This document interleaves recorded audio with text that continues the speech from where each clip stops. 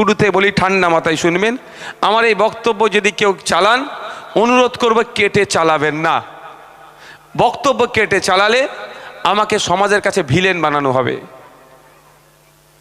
আমি যেটা বলছি শুরু থেকে শেষ পর্যন্ত কিন্তু চালাবেন, অনুরোধ করছি।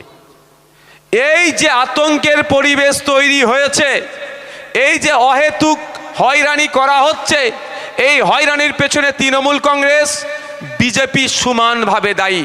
তৃণমূল বিজেপি মিলে ছক কষে হয়রানি করছে বাংলার মানুষকে নির্বাচন কমিশনকে সামনে রেখে।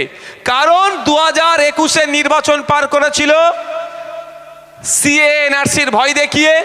বিজেপি বলেছিল ওদেরকে তাড়িয়ে দেবো, তৃণমূল বলেছিল আর রেখে দেবো।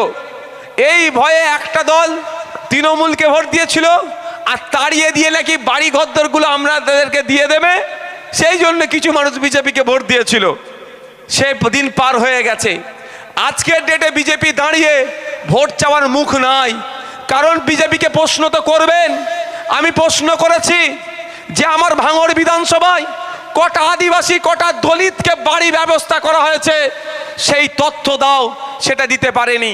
বিজেপি তো প্রশ্ন করা দরকার যে পশ্চিম বাংলায় 25,000 স্কুল বন্ধ হয়েছে কেন, এর জবাব দাও।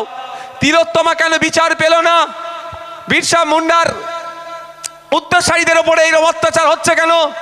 এই প্রশ্নগুলো করার দরকার, তারা করেনি।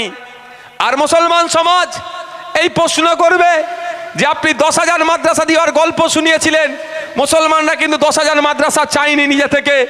আপনি দেওয়ার গল্প শুনিয়েছেন 614টি মাদ্রাসা 2011 সালের আগে ছিল, আর আপনি 615টা মাদ্রাসা অর্থাৎ একটা মাদ্রাসায় বেরিয়েছেন, তার তথ্য দেন।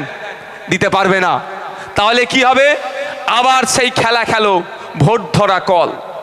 সিএনআরসি ভোট ধরা কল ছিল, এসআইআরও ভোট ধরা কল। তাই এই আতঙ্কের পরিবেশ, হয়রানি তৃণমূল আর বিজেপি একসাথে করছে নির্বাচন কমিশনকে সামনে রেখে। আমি তার প্রমাণ আজকে দিয়ে যাব। আপনাদের যাদের বাড়ি নোটিশ এসেছে, যাদের বাড়ি নোটিশ এসেছে তাদেরকে আমি জিজ্ঞাসা করতে চাই, নোটিশের কটা পেজ পেয়েছেন? 2 পেজ। 2 পেজ পেয়েছেন। ফার্স্ট পেজে কি আছে? নোটিশ।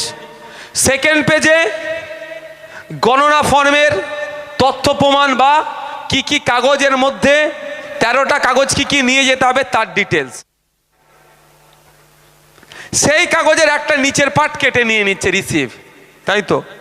ঠিক আছে। আপনার কাছে নোটিশ এসেছে যে আপনাকে অমুক তারিখে